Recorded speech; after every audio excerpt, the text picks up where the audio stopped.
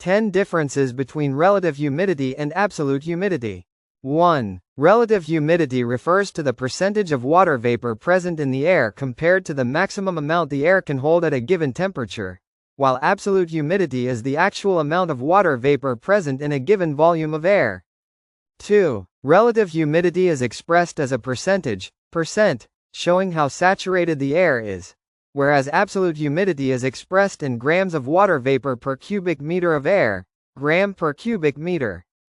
3. Relative humidity depends greatly on temperature because warm air can hold more moisture than cold air, while absolute humidity does not directly depend on temperature changes. 4. Relative humidity indicates how close the air is to saturation and the likelihood of precipitation, whereas absolute humidity does not show how close the air is to being saturated.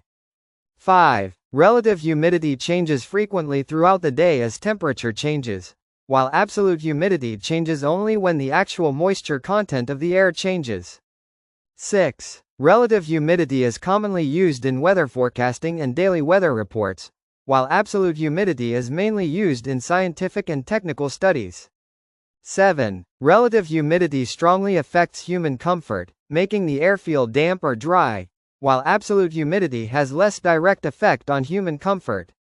8. Relative humidity is measured using instruments such as hygrometers and wet and dry bulb thermometers, whereas absolute humidity is calculated using laboratory or meteorological data.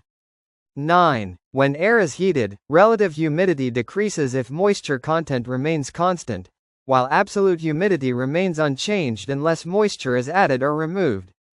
10. Relative humidity is useful for agriculture, aviation, and weather analysis, while absolute humidity is more important in climatology, environmental science, and industrial processes.